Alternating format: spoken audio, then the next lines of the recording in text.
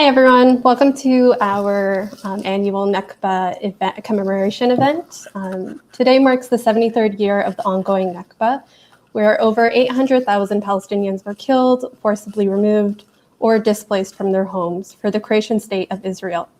In over 73 years, Israel has continued to systematically force Palestinians from their homes and off their lands, as we're currently witnessing in Sheikh Jarrah in occupied East Jerusalem. We're proud to see the voices from across Palestine and the diaspora amplified all around the world, calling out the ethnic cleansing, white supremacy, and settler colonial violence. We stand in solidarity with the Palestinian resistance in Sheikh Jarrah, Silwan, Lid, Jaffa, Haifa, Jericho, Nazareth, and the refugee camps in Lebanon, Jordan, Syria, and Palestine. We stand with Gaza against Israel's war crimes against our people. TPFF commits ourselves yearly to center Palestinian narratives and artists whose expressions are both a form of resistance and a vision of change. If you're looking to learn more and share or take action, we have a great resource list on our website at tpff.ca. You can find all sorts of things there. And if you're in Toronto, you could join a rally at 7 p.m. at Nathan Phillips Square. It's organized by our friends, Palestinian Youth Movement. There will be sanitizer and face masks available at the event, and the organizers will be abiding by COVID-19 guidelines, including social distancing measures. I want to start off the event today with a land acknowledgement. So on behalf of TPFF's organizing committee, I'd like to acknowledge that this festival is organized and hosted on the traditional territories of the Erie, the Petun, the Neutral, the Wendat, the Seneca, the Haudenosaunee Confederacy, and the Mississaugas of the Credit, with whom the City of Toronto is now in treaty.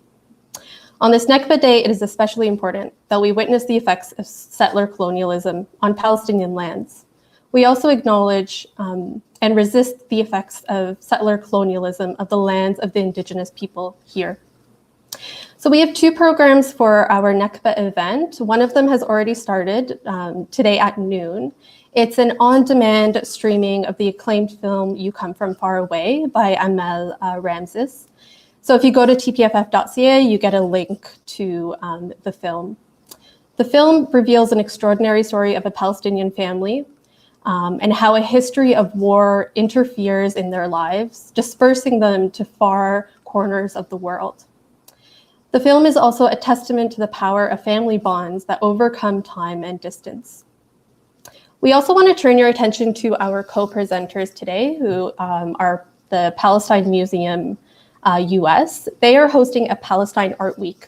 That has started today as well, and it runs for 7 days. If you want more information on what they will be presenting, you could, again, go to our website, or you could check out their website.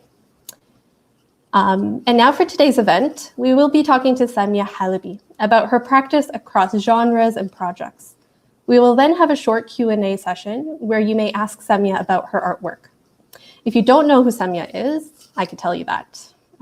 So Samia Halaby was born in Jerusalem in 1936. She is an artist, an activist, and a scholar living and working in New York. Halaby is recognized as a pioneer of abstract painting. Since beginning her artistic career in the late 1950s, she has exhibited in museums, galleries, and art fairs internationally. Her work is housed in international private and public collections, including the Guggenheim in New York and Abu Dhabi, the Institut du Monde Arabe in Paris, and Chicago Art Institute. Halaby received her education in the Midwest between 1954 and 1963. She was an active educator at the university level for 17 years. She was the first woman to hold the position of associate professor at the Yale School of Art, where she taught for 10 years. Throughout her years of teaching, she produced an incredible body of work inspired by her understanding of shape, color, her travels, her exposure to artists. And then she settled in New York in 1976, and by 1982, she began to devote her time entirely to painting and writing. To me, as a painter and a Palestinian in the diaspora, Samia is someone I am proud to emulate in her strength and wisdom, and she has given me numerous permissions to be bold, unapologetic, and critical of our institutions. So I'd like to thank Samia for joining us today and for sharing the work with TPFF and its community. So hi, Samia. Thank you. Such a nice introduction. I will enjoy talking with you. I'm very excited to see what you are going to be sharing with us. Okay. I'm going to talk about the 3 branches of my artwork and how they are and are not political. And hopefully that will be a kind of guide to many, since one of the difficult questions Palestinian artists face is, where do they put Palestine in their artwork? And I was once asked that question, where is Palestine in your artwork? And because we had a show of some of my abstractions, so I thought very carefully about it and came up with an answer for myself. I asked back, who is it who's asking me? And came up with all the names, the categories. And, there's the young man himself who's a radical and an activist. And surely I wanted to be with him. And then there is the ruling class, the bourgeoisie, and the institutions of the US government who want to put you in a little cubbyhole. You're not mainstream, you're this cubbyhole. Go back to your roots. Here's what we expect from you. And then there's the Arab bureaucrat who wants, a little Arab identity, but don't be political. So I responded to that. And I'm ready to show you some slides if you want to look. Yes, let's take a look. Okay. So shall I start, Amanda? Yes. Okay. I'm going to get off video and then you can take the floor and we'll come back for questions. All right. Wonderful.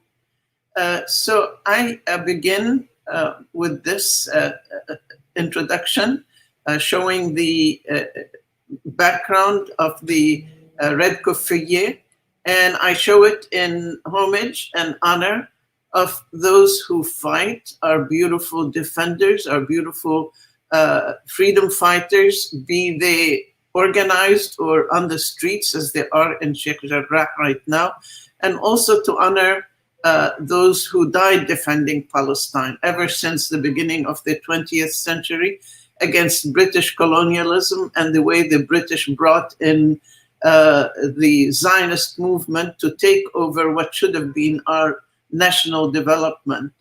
And I want to show you some of the slides that I have done at the beginning that are part of the 3 branches of my artwork. As I mentioned, it was in response to this young questioner. And so I divided my artwork into the area of research, which is painting and exploring ideas, as every artist and every professional has a right to do. We contribute to international culture. We're not going to put ourselves in a cubbyhole as a lesser group. And then I wanted to do political work because I love Palestine. So I did political work and political art. And the political art was posters. And to me, to be genuinely political, they had to say in words what exactly I meant. I did not want to be co-opted and interpreted, because if a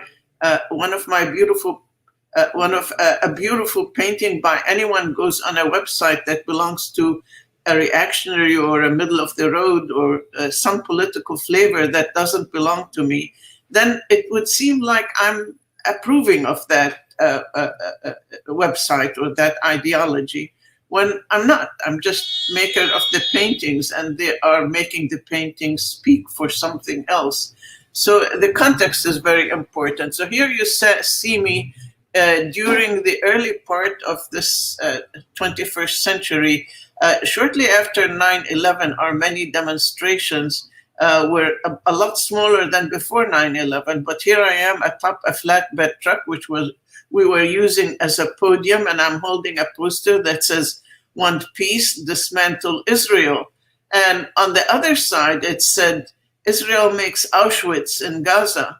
And after the talk, as I'm standing on the side, and we were always cordoned off into a small little slice on the sidewalk, and people supposedly had the right to walk behind us and the cars in front of us. Anyway, a young man supporter of Israel comes by and sees my Auschwitz poster, and he says, "Was there gassing of people in Auschwitz?" I said, "Yes. I've heard a lot about how people were gassed in Auschwitz. Was there medical experimentation on people?" I said, "Yes, I've seen many pictures of young people dead whose head had been squashed flat, like you squash a butterfly in your book, and they had big cuts in their chest sewed up together and thrown back for their families to see in Gaza. Do you have this?" "Yes, we have. Yes, we have." He kept asking me if Gaza was as bad as Auschwitz. He couldn't argue. So in the end, he said, "Idiot," and walked away. So to me, that was a victory, being called idiot. So here we have some of my posters from the 70s on the left when there was a class war. They call it the civil war in Lebanon. Of course, it was a civil war between the ruling class and the working class. It was a class war, and the Lebanese poor joined us. And in Tal al-Za'atar, it is a very little known fact that 40% of those who died were Lebanese. So it bears witness to the fact that we were in partnership, in solidarity, and that it was indeed a class war. Here it says step-by-step mobilization for total liberation, to liberate both man and land. And on the right was a poster that was submitted to Dar al-Fatah al-Arabi as a competition they had presented, and I presented the name of Al-Quds with all the towns and villages of Palestine I could fit. You can see Gaza, you can see Jaffa, Haifa, etc. all around. A Riha in the top left, a lid in the top center right, etc. And woven into the names of the villages, and also, by the way, we made little coasters out of them to sell. It was the Palestine Aid Society that we called it here in the US. And they were embroidered and sold as items to put on the table for holding glasses, like little coasters. I wished I still had a set of them, but here they are in the poster. And woven in between the towns and villages are the names of three heroes: Salah ad-Din al-Ayyubi, Abd al-Qadir al-Husseini, and Izz ad-Din al-Qassam, which is the last one. So you can read them. It takes a little effort to disentangle calligraphy, but that's our tradition in calligraphy. You obey certain rules, you don't break these rules, and then here I am challenging the reader to read them. And these posters then are followed by actually demo placards that I made and carried in placards. The one on the left, it dates from 1991, the first bombing of Iraq, where I and friends went down to Washington, D.C. It was a huge anti-war rally at that time.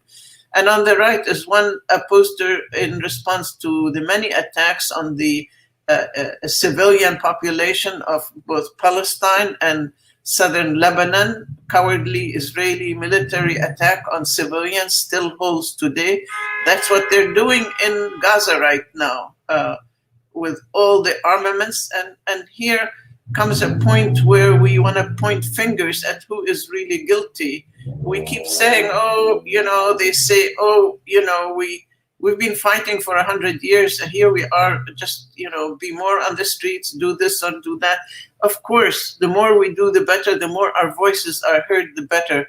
But the more we persuade the world, the better. But things are getting worse in Palestine for the Palestinians. And so to just influence the government, when we have to come to the understanding that the government does not want to be influenced, that the guilt really lies with U.S. funding of apartheid, of the killing of Palestinians and innocents throughout the Arab world. etc. So on the left, you can understand what I'm saying, armed the Palestinian civilians. I have an equivalent one that says, disarm the murderous settlers. Those were done about 25 years ago. And the next one dates itself by naming the name of President Clinton. And this Barack is not Barack Obama, but the Israeli leader. And next to it, Nazi Israel guilty of genocide.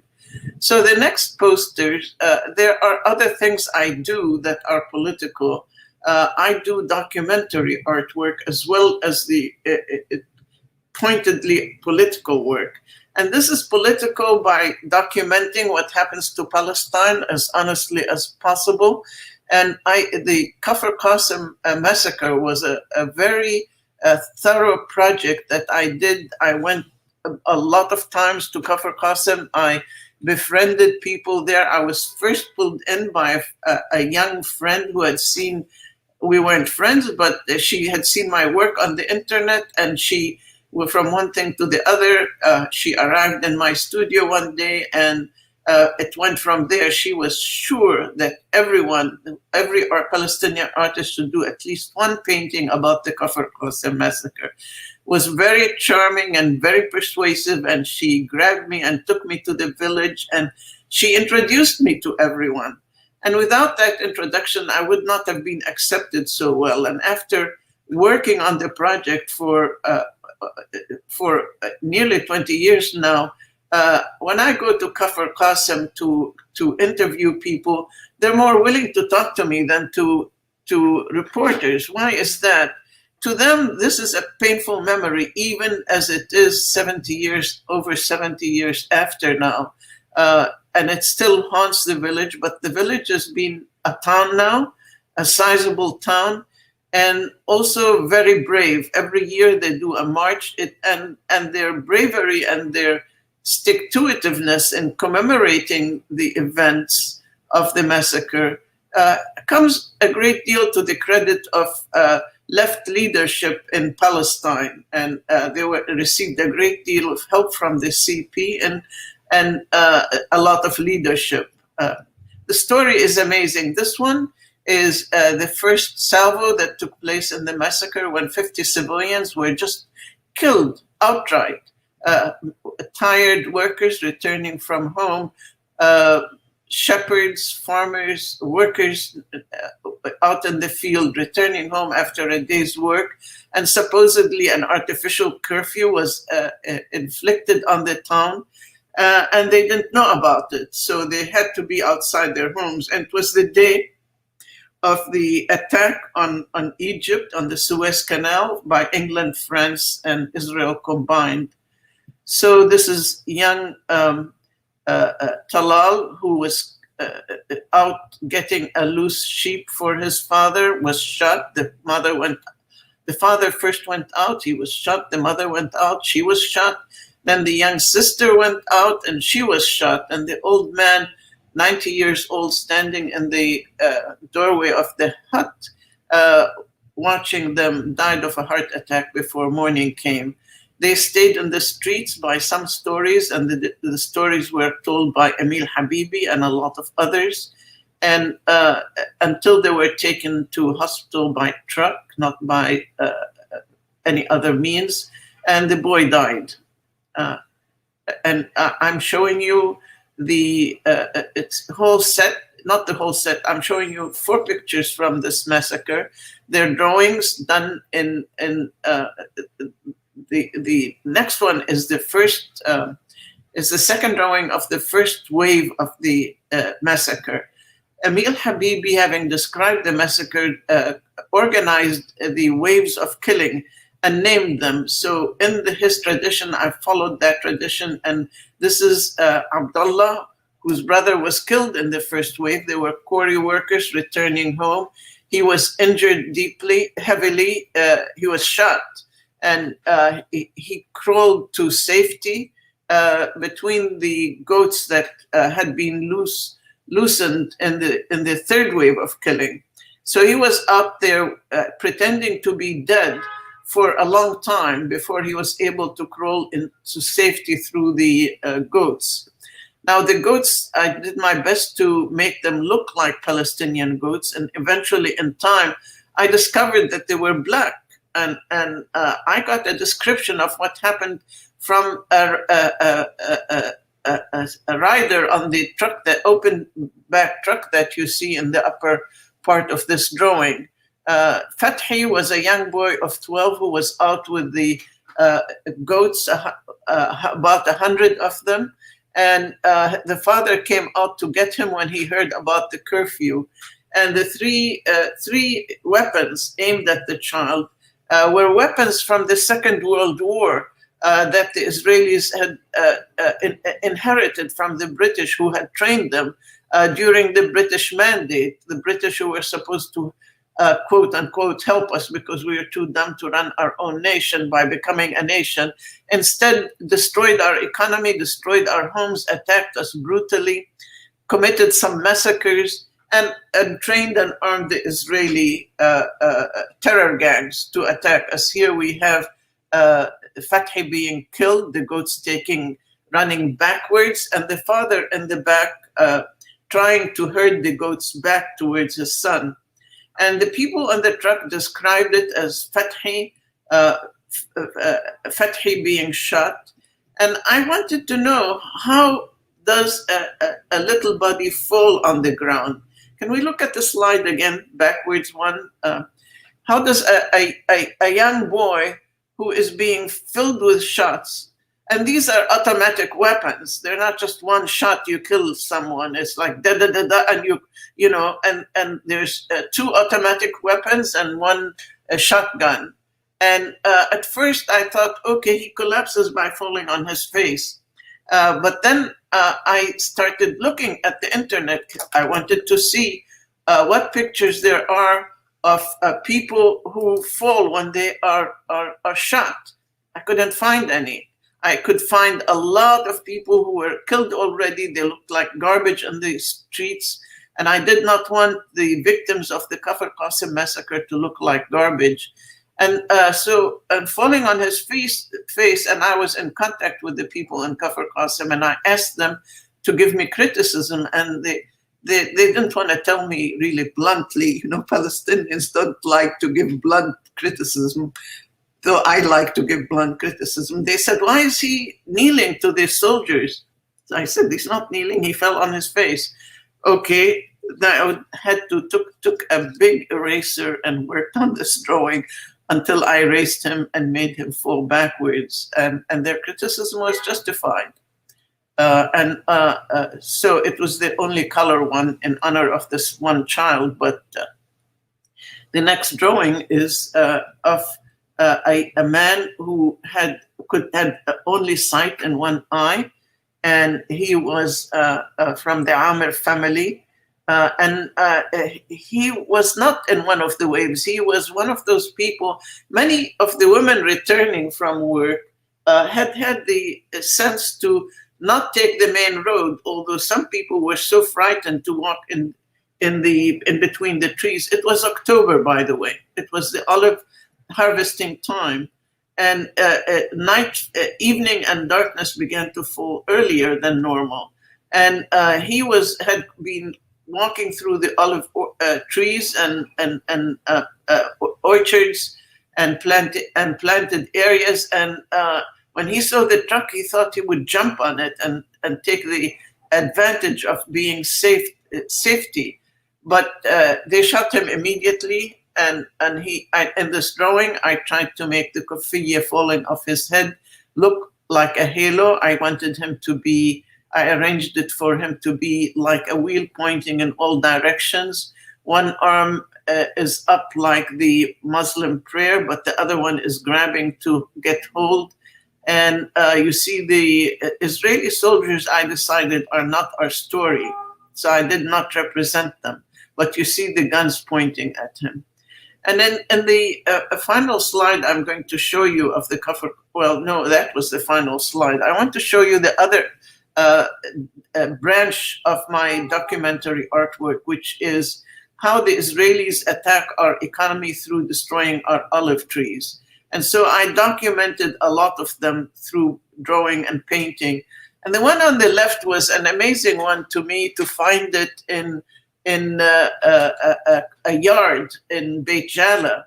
It had been a part of the uprooted olives that the Israelis were just mindlessly uprooting and throwing aside when they were building the separation wall. And people who knew how to transplant would carry them up to their yards and plant them, being cognizant of putting them in the right direction towards the sun, in which they had been previously, and to cut off branches. So this is the rescued or the refugee olive tree. On the right is one of the most ancient, possibly the oldest olive tree in Palestine, which is in Galilee and Ramah, in the area of Ramah, and you see it at the side of a road. And instead of being respectful and just building the road 4 feet away, it is in the shoulder of the road, and you see a road sign behind it.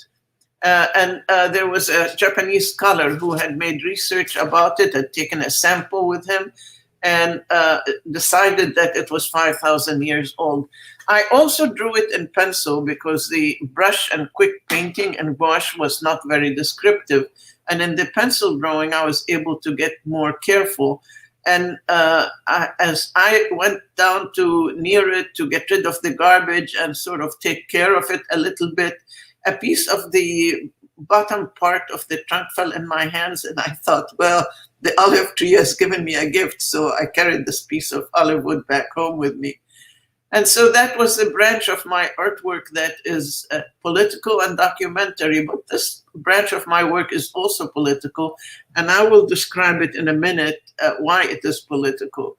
But right here, I'm starting when I was a graduate student. I made many different things, but this was the first assertion that I wanted to be an abstract painter. And this is my interpretation of bushes, of lilac bushes. So, and done at the Michigan State University when I was a graduate student there a long, long time ago. And this is in my studio at the first few years of my teaching. I was at the Kansas City Art Institute. I was given a little bedroom in an old brick house that was annexed to the institute, and it was tiny and delightful and all mine. And I set up this one on the left is like a manifesto of the artist. I have the chair on which I sit, and in front of me is a frame through which I'm looking at the still life, and that was how I was painting then. But at the same time that I was using this attitude of geometric shapes, I was also very enthused and excited by Arabic art, and I was studying it and studying how parts of the geometric symmetry, how the cells were made to converge with the outline of the frame and the panel in which they lay. And so taking the principles and applying them to this painting, these are not still life paintings where you have a bottle of wine, an apple and an orange and a little cloth. There's no romance in them. These are about how we see, examining our eyes, how we think, the relationship of subject matter to the picture surface, and the ideas, the formal ideas of convergence to the perimeter. In this case, I'm using a perimeter that is circular, that sits within a rectangular perimeter. But on close looking, you would find that the gray area is shaded a little bit, as though it was a wall through which there's a hole and circular opening, and you see the still life. And as I went forth in these, I had the idea of conjugating. That is, I did not want to stop doing one thing and then jump to the other. So I wanted to start somewhere that is my idea and that it will grow. And so one of the growths was is expressed here, where actually the rectangle, the square of the painting, has become the window through which we see, and has even cast shadows on the internal part of the still life, of the space behind the rectangle. There are philosophical attitudes expressed here about the meaning of the rectangle. This painting is in the Barjil collection, being very lovingly taken care of. I'm pleased to know that. And I have two light sources here cast on it. There's one light source that's blue and one that is an incandescent bulb. And I was trying to imitate how nature is. We have the sky that is blue, casting a bluish light, and then this light from the sun, which we think of as white, but which in fact is not pure white, but bright. And so I experimented in this way until I began to go towards ideas of not using the still life, but using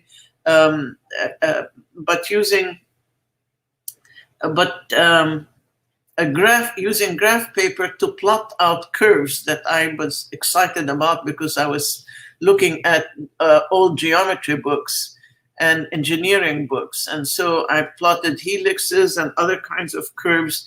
And I was also trying to imitate the way metal accepted light, the kinds of highlights and the reflected light it did.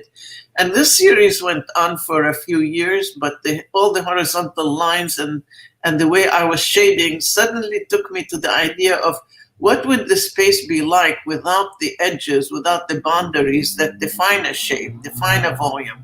So I went to wholly diagonal renditions, and those renditions were like often inspired by nature.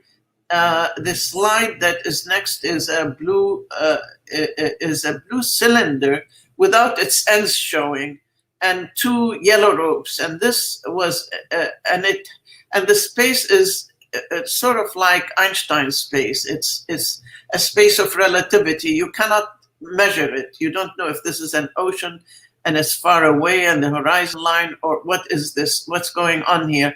And the two yellow lines were inspired by walking down the beach in Connecticut when the boats, a very long beach, a very wide beach, where the boats are anchored to people's homes through a long, long rope that goes out to the ocean and to the little boats that people owned for entertainment.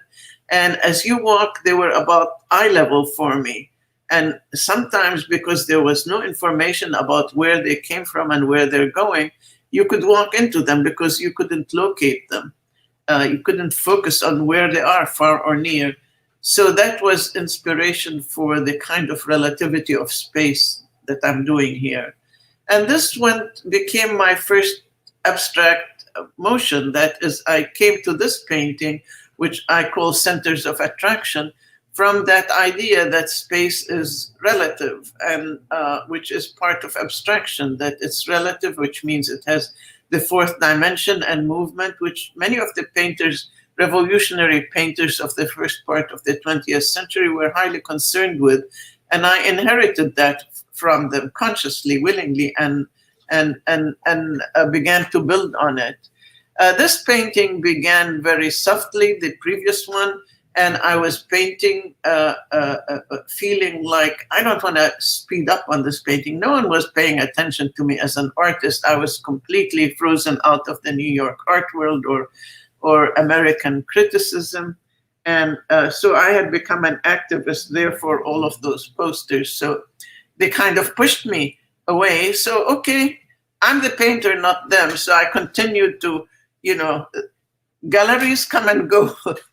Artists know that galleries come and go. They're not going to be here for good. But if you do really good work and you believe in yourself, you're going to outlast them by far. So that was my persuasion. I'm the painter. I'm going to continue painting. I'm going to do a very big painting. And I was going to do a very big painting so I can test what the meaning of the picture plane was. But the painting took a long time to proceed, and my friends were always chit-chatting with me about it. And this was great fun to have friends come. I hope I'm not going too far in time. I'm going to just 5 more minutes, and we'll open it for questions. So here one day I was marching with an anti-war march. Go back to it, sorry. And I went, and we were marching, and we were passing in front of Grand Central Station, and there's a bridge above Grand, near the, you know, you look down, you see the gate, main gate of Grand Central. So I went up on the bridge where pedestrians are not allowed to be. So the cars were zooming behind me, and I suddenly saw the marchers coming under the bridge. And the view of the marchers was so inspiring, you know, the movement of hundreds and upon hundreds of people and wearing all kinds of colors. And the fact that there is something above and beyond the conglomeration of individuals. There's something that comes off as almost like another organism, another reality that we are part of as a collective, that we are so connected to each other. And it showed in this march in a beautiful way. And this is why I call this centers of attraction, that ideas emanate from centers of people who are thinkers, and they are supported by supporters and followers who then take the ideas and spread them, which then energizes the center of attraction. It's like a dialectical give, cause, effect relationship, which is all in this painting. So why do I call this painting political?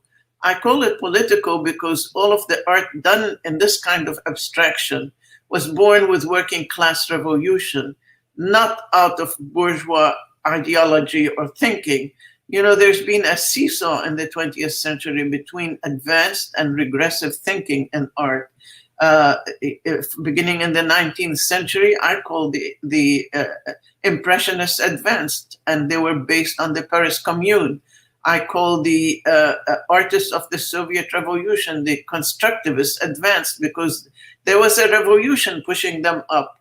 And the same thing for the American abstract expressionists. There was a huge movement in the USA of the Industrial Union movement. So my being true to abstraction is not only through my Arab heritage, but through my loyalty to revolutionary advanced thinking.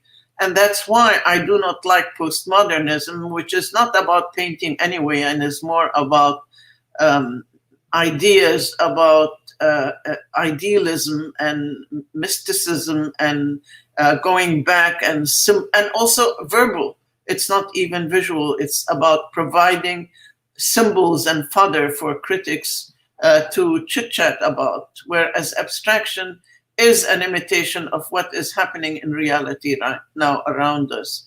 So the next painting is titled Palestine from the River to the Sea, and that is obviously a reference to Palestine. And there on the extreme right are all the flowers of the plains near the Mediterranean coast, east coast of the Mediterranean. In the middle is nighttime and the mountains of Ramallah, and the feelings of the olive trees and the kinds of rows of rocks that are in our mountains there. And to the extreme left is the yellowness of the Ruhr, although the Ruhr is full of beautiful plants once you really get into it. But there's a desert before you get all the way down to the river. And also I am cognizant of the fact that river to the sea is a limitation imposed on us by colonialism, by the Sykes-Picot Agreement. And I want to remind everybody that we get a lot of strength from our supporters in the Arab world and the population, not in the government. So from that, you know, I wish that this did not have to recognize those limitations, but for now we are fighting within Palestine, but we extend our hands in support to not only Gaza, but Iraq and Syria and Libya and Lebanon and all of our brothers and sisters who are being attacked no matter where. And so one last painting here, or two, I'm not sure. This is called Lemon Tree, and it is based on an experience of visiting the old houses in the old city of Halab and Aleppo, and seeing the inside courtyard of a typical Arab home with the surrounding rooms and hallways. And also it resembles a lot my Cubist ideas Texture, I learned a lot from the Dome of the Rock and the inlaid marbles that I interpreted a great deal in the early 80s. And when I was young, I did a drawing of Ghassan Kanafani, which is with Annie Kanafani, and was seen by collector Ramzi Dalloul, and he immediately wanted it. She wouldn't let him have it. So he asked me if I would do one for him. So I said, I'll do one that's huge for you. And so I did this 83 by 83 foot painting of Ghassan Kanafani and his fellow fighters and co-thinkers and some of the heroes of our Intifada. And if you go to the lower right corner, you'll see a little girl.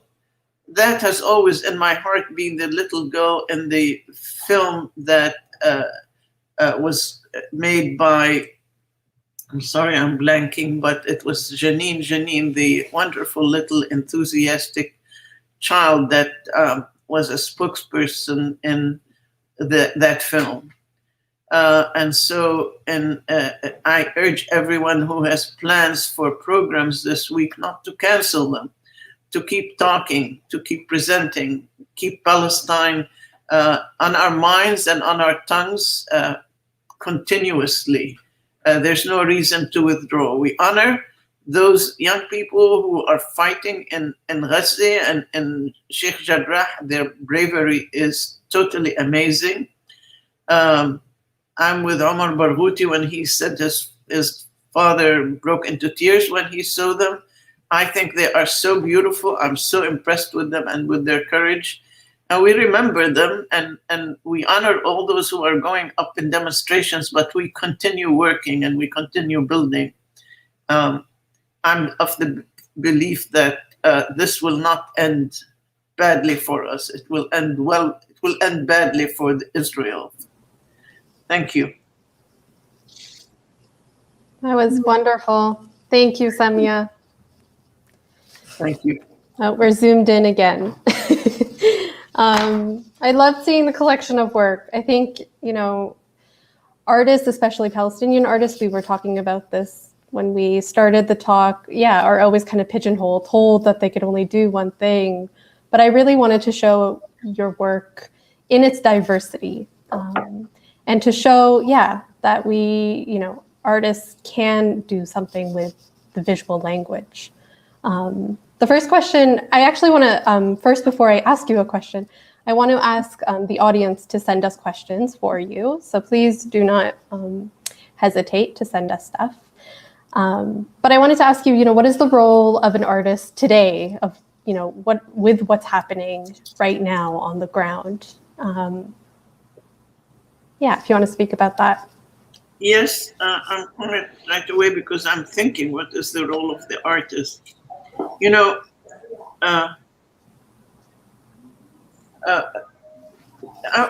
When someone asks me, where's Palestine in your work, my first response is, if you are sick and need a doctor, do you want him only to have studied Palestinian medicine? No, I would run away from such a doctor. So the artist's responsibility, that's not the question you asked, I'm aware. The artist's responsibility is to there are paintings that are made that are documentary, there are paintings that are made that are illustrative, then there's the leading edge of exploration in painting. So the artist has to choose and be true to themselves and be true to the excitement that brought them to their art. Otherwise, it dies in them. And if they are obeying someone else, then the future will not remember them. You have to look at what's around you and do what is right for you. But when it comes to what is your role in a political situation like right now, my role isn't necessarily as an artist, because the doctor's role might be more easily defined as, go help those who are wounded and injured. But we go to, like any Palestinian, you are so upset about what's happening that you respond. You go to a demonstration, you're good at making posters, you make posters, you help others to make posters, you talk, you learn, you study, you teach others, and most important of all, you organize. You organize with others. Yeah, I hope I answered the question. No, that was great. Yeah, I guess just a follow-up question that's kind of outside of art just slightly is, just because of what's currently happening, I'm wondering if like what is happening now feels any different than past historical moments in New York specifically. Well, the thing is, politically, I don't think the thinking is any better or clearer. In fact, it used to be better. Because right now it seems like too many people are thinking if you change public opinion, you've changed something. And there are people who understand very clearly you can change public opinion from now till you're green in the face. It's not going to change the government. And the government is not necessarily just the president. So the other thing that I'm noticing is it's still the same old, where Israel is getting all the blame and America is getting none of the blame. It's like, oh, they're looking away. Well, they're not looking away, they're leading the game here. You don't pay all that money for nothing. It benefits them. It benefits the government, but it doesn't benefit the American people as a whole. It doesn't benefit the American working class. And yes, they should be very angry about the fact that their money is going not for them when they need it very badly, and it's going to support Israel. So the thing that is different to me is the fact that the more the Israelis struggle, the more they look strong, the more they're looking weak. And why is that to me happening? It's not because what I see in New York, sorry, it's because what I see in the world. I see a China that is getting stronger and stronger, and I see the possibility that there could be a change in the balance of power internationally, and that would be a very interesting development. So yes, there are things that are changing, but there are there was in Lebanon during the class war, there was fantastic leadership. No one remembers it. No one teaches its history, which is very sad. So yes, there is, but the young people are very brave, and the young Palestinians are to me very inspiring because I see how determined they are. People like you, people who have worked very hard to write, to create films, to think, to lead. It's very impressive. Yeah. And speaking, maybe let's take it back to the art form. I'm thinking about your, the documentation you made with Kafr Qasem. And I'm thinking about how difficult it must have been to produce something out of an oral recount. And I'm wondering, what was the most difficult part of making those drawings? Thank you. You're taking us back to important subject matters and details and away from the generalities of politics, about which I'm not an expert. But I tell you, it was a learning process. I did some very quick sketches at the beginning. I was spending some time in Ramallah in Palestine. I had 3 months that I stayed there, and those sketches were very good, but because they were so quick and very effective. And then when I started refining the drawings and I took them to Kafr Qasem, they started criticizing me about what they looked like, what the dress was like, and the stiffness of the figures and what was going on. So I slowly, in interaction with them, I started to improve my knowledge. and to do research. And a lot of people helped me, not only people in Kafr Qasem, but also I talked to Hanan Munayyer, who helped me see what I thought all villages dressed with embroidery, like the mountain villages of Birzeit and Jerusalem. But no, those nearer the coast dressed differently. So I was able to pursue that. And I talked to the historian of Kafr Qasem several times. At first, I used to type on my little laptop as they talked. I eventually began recording, and the stories they told were unbelievable. Also, in Kafr Qasem was a magazine published by one of the families. I learned about the structure of the village and how few families there are. In drawing them, when I came to final, I spent 6 months preparing a website to commemorate the 50th anniversary commemoration. But I wanted to do a book for the 60th, and I managed to decide to make a large formal drawing for each one of the events of the massacre. And those were very, very hard to do. And I can't tell you why they were hard. I just like pushing every day.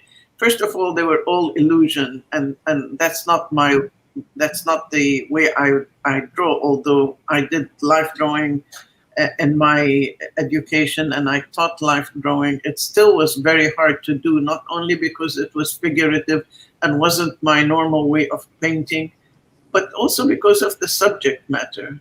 It took a lot of pushing. It took me a year and a half to finish 14 drawings of that kind, but I was determined to do them.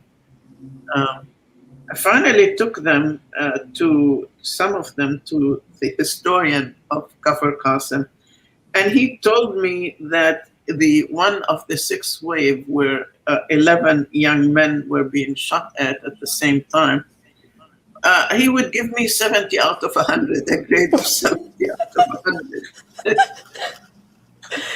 And I That's thought, pretty good. wow, honestly, I was flattered.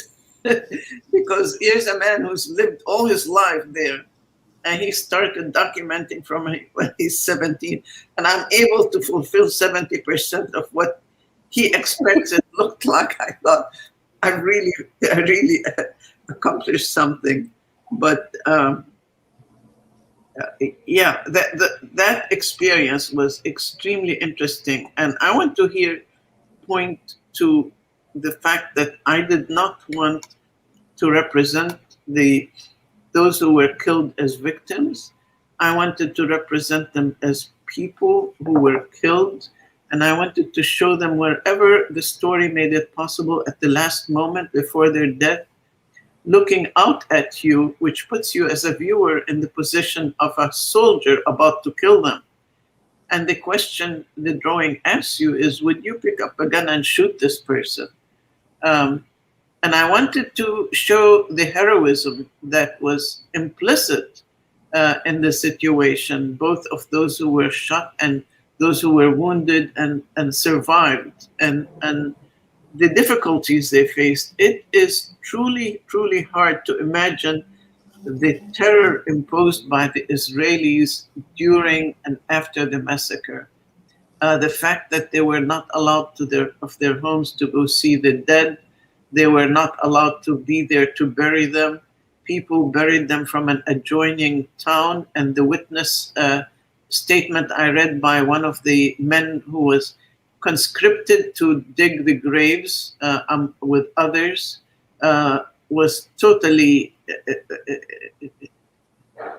shocking to me. And then to hear of the day they were allowed to go out of their homes and re-dig out the bodies and bury them with the families with their own names and grave markers, and discovering that only paper with the name had been put with a stone over the grave, and that they discovered the wrong body was the wrong name, and eventually deciding no, they were collectively build graves for them, and not dig them all up and confirm who was who and what was what under the soil. and description of a young man telling me how they dug and how they found one a particular situation with the wife there attending, and what happened when she saw it wasn't her husband, etc. And also, what was happening is they had to bury their dead with the soldiers who had killed them, supposedly guarding them. You know, the murderer was standing behind you as you're trying to deal with grieving over your dead ones. Yeah, Kafr Qasem was quite an experience. I mean, the stories that came out, those who survived, the fact that there is one drawing I did about Abu Farid and Abu Ayyub, where only Abu Farid had escaped. There was shooting, 10 people out of 18 were killed. He was one of those who managed to escape. And there was one 17-year-old who managed to squeeze himself between the truck's machinery and the spare wheel on these old trucks. And there was only room for him. And Abu Farid comes back and asks him, Abu Ayyub, is there room for me next to you? And Abu Ayyub says, sorry, you know. And Abu Ayyub, meanwhile, is all twisted out of shape because everybody was trying to hide under the truck. And so Abu Farid says, I'm going to sit by this wheel, if you don't mind, the back wheel. So the Israeli soldiers come back, they see Abu Farid and they kill him. And Abu Ayyub is telling me, they sat with their backs to the truck and I'm under the truck over the wheel. I could have put my hand out and touched them. And they were smoking and laughing and sitting there. And he was in there till morning. So drawing all these drawings with all the stories I had read was very difficult. But I was determined that it is very important. Yeah, I think, Sorry, you know. my answer was so long. No, it was great.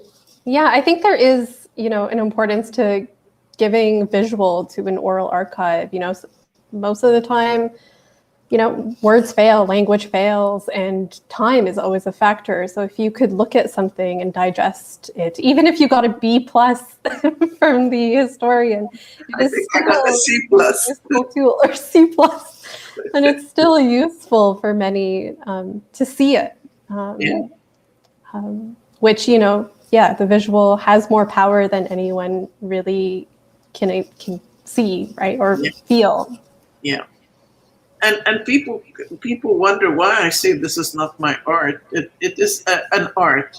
And I have to go back and correct myself because even cooking is an art and embroidering is an art. These are all arts it's something we human beings develop skill and knowledge, and we have formulas and methods and intuition about how to do them.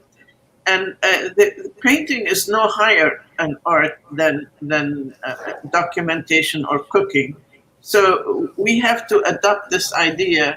The more we understand, the more we are humble about it, not because humility is a beautiful thing, but because it empowers you. You understand that what you have to do to make paintings is be an intelligent, knowledgeable person who does the research and makes the painting, not because I'm going to go blah, blah, blah with the brush and say, isn't it pretty? No, you have to use your brain. It's a lot of brain power. Nobody's asking questions. I have one question here.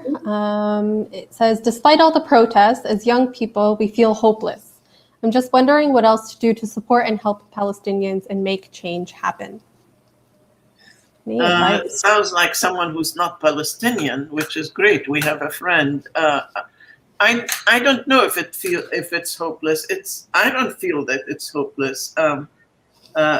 Also, you know, what I would do, one of the things I would do to fight that is shut down the mass media. NBC, CBS, BBS, all of those critters, just shut them down. Go to the social media, which is also being shut down by the companies that are being censored. But if just find ways to get your information and your knowledge through whatever we're able to put on the internet. And also, by all means, don't feel that you're not Palestinian if you're not Palestinian. You know, we have to arrive at a place in this world where we give up nationalism and we go for internationalism. Anyone who supports Palestine wholeheartedly should consider internationalism, should consider should abandon the kind of and question the kind of brainwashing they've been receiving in the mass media.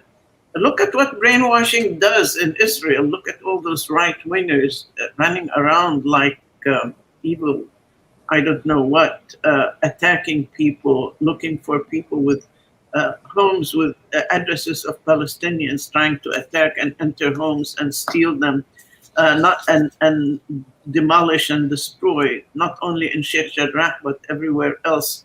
What we see on the social media sent by Palestinians of people trying to attack and enter a Palestinian home in Haifa, etc. I would say, start paying more attention, call your friends, go to demos, join organizations, and think and research. Organizing is very important. I have one last question, and I'm going to quote you on this one, and then we can let you go. In one of your papers, you wrote, "Reclaiming 20th century abstraction, international and revolutionary underpinnings is an undertaking for all artists who hope to add to the great monument of human history." I ask, how do we do this? Well, first of all, if you want to add to the language of painting and to the monument of culture, the monument of culture outside painting can be cooking, as I was just saying, or documentary drawing, or medicine. Anything you want to do it with as well as you can, and study this profession or art you've taken. But if you want to add to the language of pictures, for example, the language of pictures and making perspective and projection started with ancient China and India, not with the Renaissance. But by the time it comes to the Renaissance, projection has become perspective and shading. And so from there, it created the camera and the camera obscura and photography. And we still use them, they're beneficial. So I'm not going to go exploring Renaissance painting because that's backward. I'm not going to imitate the Impressionists because it's being done. But I want to know them all. And I want to know what is the art of China and Africa and Arab art.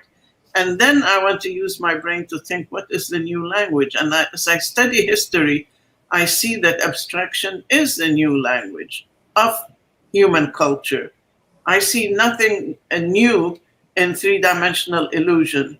I'm not putting it down, it's useful. But for those who are researching pictures and the language of pictures, understanding abstraction and seeing its history is the direction that the world will go in. So that's the bet I take. I put all my life on that bet as an artist in the area of researching the language of painting. And I took that bet to computing, and I wanted to find out what, Michelangelo and Leonardo dissected cadavers at the time when it was very scary to dissect cadavers. If you know the history of Europe at that time, there was a priest called Savonarola who was very scary. And you did not want to cross his path and have him put your paintings on the bonfire of the vanities and burn them. And so to be dissecting a cadaver was a very scary thing. And so I thought, if they had the courage to do that, why can't I explore computers?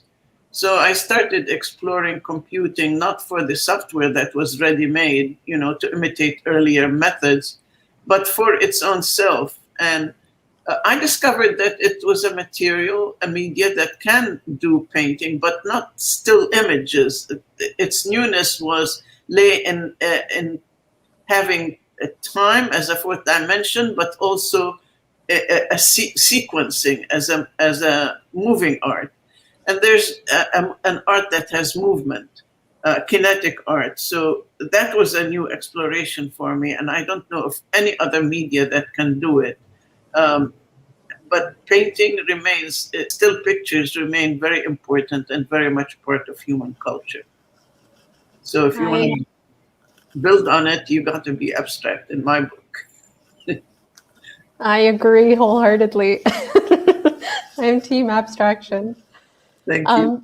Someone is just quickly asking where they could find the Kafr Qasem drawings. Is it on your website? No, there's a website called for Palestine books that has that book available. I have a whole bunch of them, which I should send to Palestine books, but I don't have the energy and the time to mail them out one by one. But if someone wants to stock them, we can discuss that. But yes, Palestine books, I think, will have them on their website. Okay, awesome. And they might be at Amazon too still, I'm not sure. Okay. And the great Amazon. I think we are good to go. I don't have any other, we have one last question. Are you working on any new documentary drawings or any new work in general? The new work, I'm doing two things right now. I want to do painting, but I'm very slow doing it these days because I'm too busy with things like what we're doing today, which are important. But at the same time, I'm into trying to present ideas about depth and light without much shape. They remind me of my old diagonal paintings. And I am putting a lot of time into what I feel is very important right now. Because I feel like people don't really understand abstraction. So I'm trying to create an aesthetic autobiography, which puts all my work into 3 volumes with my explanation of how my thinking goes. As to my thinking in art, this book I'm so pleased with this book. It is about how I formulate shape. It came out of that big painting that I described. A friend came by and asked, how do you formulate your shape? So I started these ideas in sketchbooks and put them in this book, which shows how abstract